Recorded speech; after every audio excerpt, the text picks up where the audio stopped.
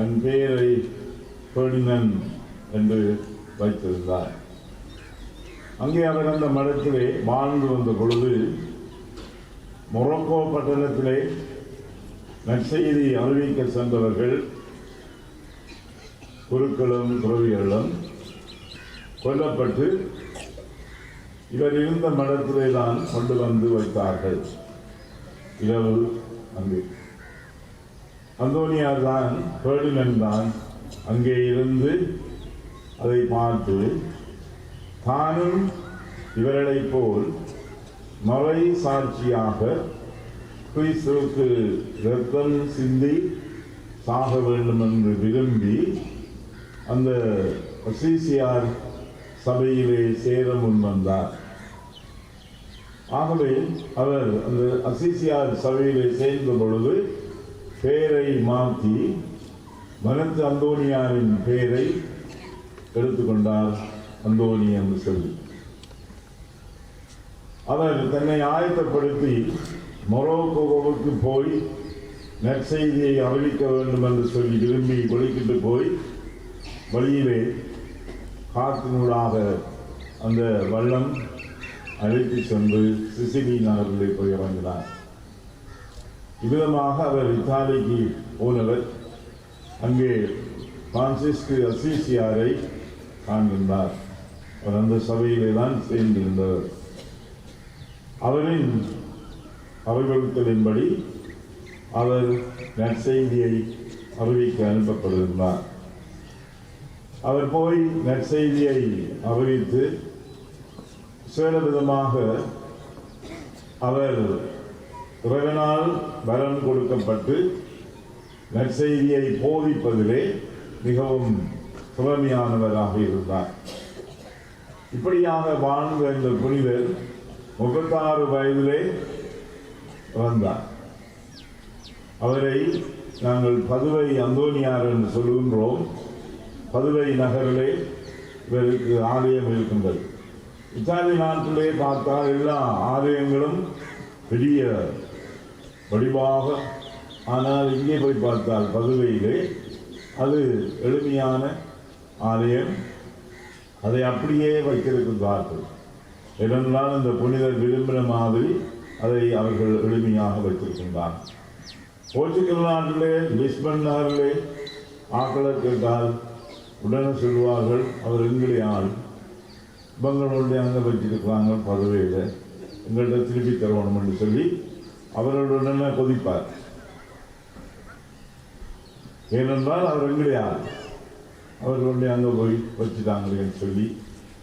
ஆகவே அவருடைய வாழ்க்கையிலே நாங்கள் காண்பது முதலாவதாக நற்கருணை மீது அவர் அளவு கடந்து பக்தி வைத்திருந்தார்.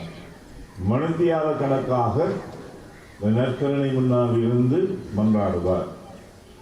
இந்த நற்கருணை நாதர் முன்னுக்கு இருந்துதான் அவர் பல சிந்தனைகளை பெற்று நன்றாக போதிக்க தொடங்கினார். இரண்டாவதாக இறை வார்த்தையை அடிக்கடி வாசித்து தியானித்து உள்வாங்கி வாழ்ந்தார். அடிக்கடி விவிலியத்தை வாசிப்பார். அதனூடாக வருகின்ற சிந்தனைகளை உள்வாங்கி தன் வாழ்விலே அதை கடைபிடித்தார். அதில் ஒன்றுதான் ஏழைகளுக்கு உதவி செய்தல். மூன்றாவதாக நாங்கள் காண்கின்றோம், அவர் ஏழைகளுக்கு உதவி செய்வதை தன் வாழ்விலே. அவர் நற்கருணை மீது அவ்வளவு பக்தி கொண்டவராக இருந்தபடியால் ஒருமுறை மடத்திலே இவருக்கு தோட்டத்திலே வேலை செய்ய வேண்டிய நிர்பந்தம் வந்தது.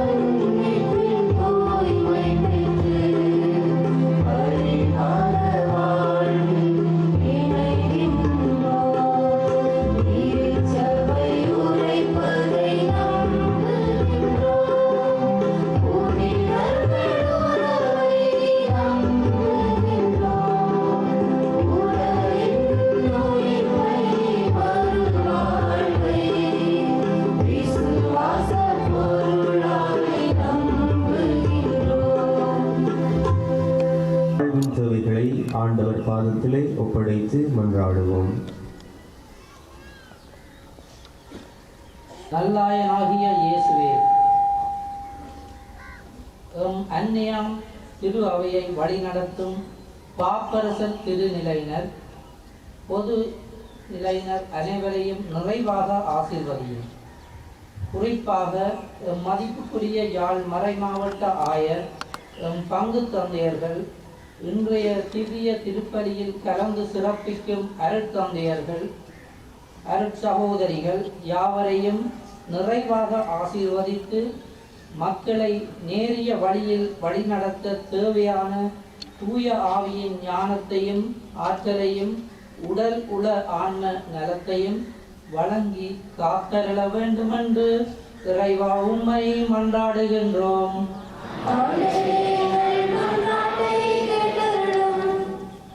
அன்பின் இறைவா, எமது கிராமத்தின் அடையாள சின்னமான புனித அந்தோனியார் ஆலயத்தை முன்னின்று ஒத்துழைத்து ஒற்றுமையுடனும் கட்டியெழுப்பியோடும் மட்டும் நின்று விடாது எமது தாயக புலம்பெயர்வாழ் உறவுகள் தொடர்ந்தும் தமது ஒற்றுமையை வளர்த்து ஆன்மீகத்தையும் சமூக ஒற்றுமையை கட்டியெழுப்பி முன்மாதிரியான சமூகமாக வாழ வரமல்ல வேண்டுமென்று இறைவா உம்மை மன்றாடுகின்றோம். அன்பான தந்தை தகப்பனே, உயர் கல்வி கற்றுக்கூட தொழிலின்றியும் நம் நாட்டு சூழ்நிலை தொழில் வாய்ப்பின்றியும் எதிர்காலமே சூனியமாகி செய்வதறியாது தவிப்போரையும் விரக்தியினால் தவறான பாதையில் சென்று கொண்டிருக்கும் இளையோர்களையும் இவர்களின் நிலை கண்டு வேதனையுறும் பெற்றோரையும் கண்ணை கண்கொண்டு பாருமையா. மிக விரைவிலே இந்நிலை மாறி சுவீட்சமான எதிர்காலத்தை பெறக்கூடிய வகையில் நம் நாடு மாற்றம் பெறவும் இளையோர் சேவ பக்தியும் ஒழுக்கமும் உள்ள பிள்ளைகளாக வளரவும் அருள்தர வேண்டுமென்று இறைவா உம்மை மன்றாடுகின்றோம்.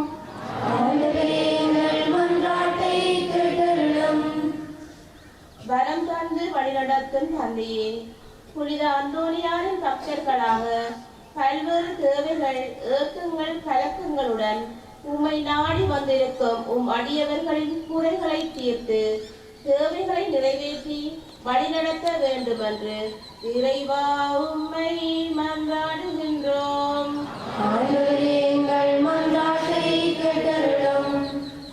சூழ்நிலை கைதியாய் புலம்பெயர் தேசங்களில் தங்கிவிட்ட நாம் தாய் மண்ணாம் ஊரணி மக்களுடன் ஒன்றுபட்டு நம்மால் முடிந்த பங்களிப்பை வழங்கி நமது குல தெய்வமாம் புனித அந்தோனியாருக்கும் நமது ஊருக்கும் நமது தாய்மண் உறவுகளுக்கு பெருமை சேர்க்கும் பண்பட்ட மனங்களை தந்திடவும் பல்வேறு தூர நாடுகளில் தங்கிவிட்ட நாம் ஓராண்டு ஈராண்டுக்கு ஒரு முறையாகியும் உமது திருத்தலம் வந்து உமது பாதம் தொட்டு வணங்கும் வாய்ப்புகளை வரங்களாய் தந்தருள வேண்டுமென்று இறைவா உம்மை மன்றாடுகின்றோம்.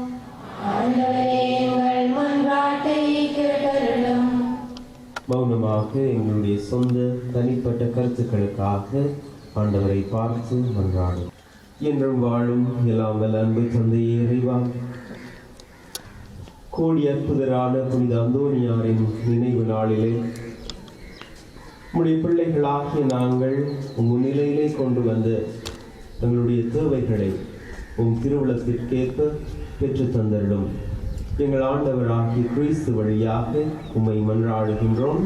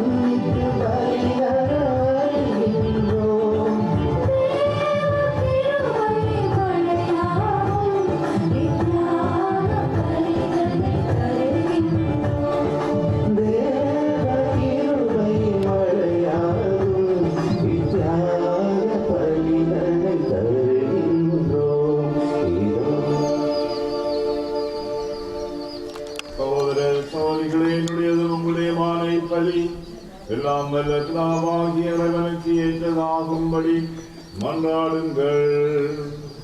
ஆண்டவர் தமது பேரின் புகழ்ச்சிக்காகவும் மாட்சிக்காகவும் நமது நன்மைக்காகவும் புனித திருவை நடித்து நல்லதுக்காகவும் உமது கையில் விற்பனையை ஏற்றுக்கொள்வாராக.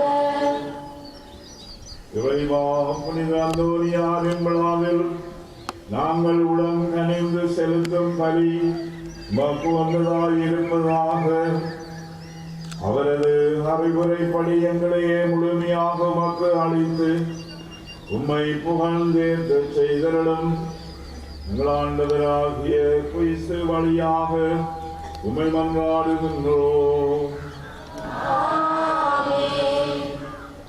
ஆண்டவர் உங்களோடு இருப்பாராக. இதயங்களை மேலே எழுப்புங்கள். நம் இறைவனாகிய ஆண்டவருக்கு நன்றி கூறுவோம்.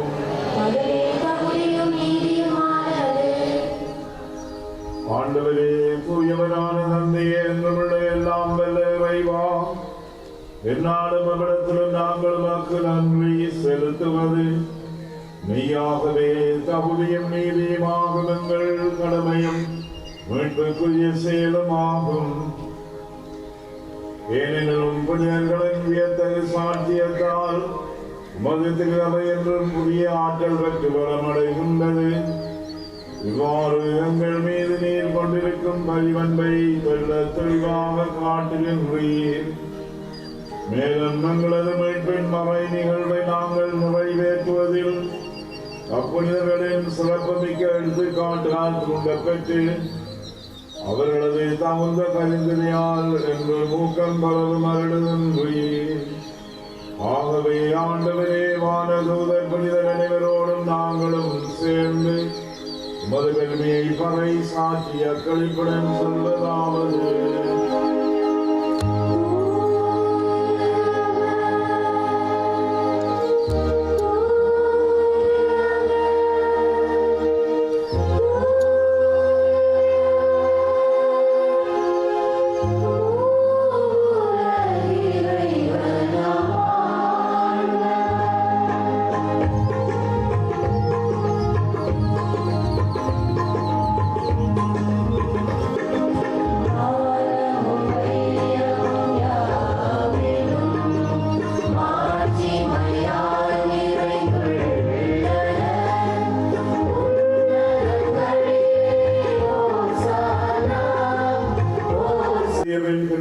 அழைத்து வேண்டும் உமக்கு நன்றி கூறி நம் சீடர்களுக்கு அழைத்து அவர் கூறியதாவது: அனைவரும் இதிலிருந்து பெற்று பருகுங்கள், ஏனெனில் இது புதிய நிலையான உடன்படிக்கைக்குரிய எண்ணத்திற்கும் கிண்ணம்.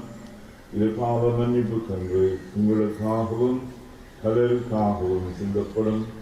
இதை நினைவாக செய்யுங்கள்.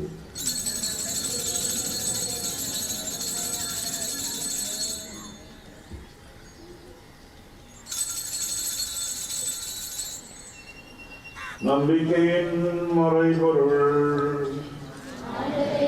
பரமளவும் உமது இறப்பினை அறிக்கையிடுகின்றோம், உமது உயிர்ப்பினையும் எடுத்துரைக்கின்றோம். ஆகவே ஆண்டவரே, நாங்கள் கிறிஸ்துவின் இறப்பினையும் உயிர்ப்பினையும் நினைவு கூர்ந்து வாழ்வு தரும் அப்பத்தையும் மீட்பு அளிக்கும் கிண்ணத்தையும் உமக்கு ஒப்புக் கொடுக்கின்றோம்.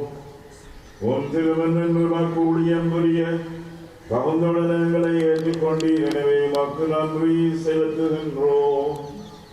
மேலும் கிறிஸ்துவின் உடலிலும் இரத்தத்திலும் பங்கொள்ளும் எங்களை தூயாவியார் ஒன்று சேர்க்க வேண்டும் என உம்மை தாழ்மையுடன் மன்றாடுகின்றோம்.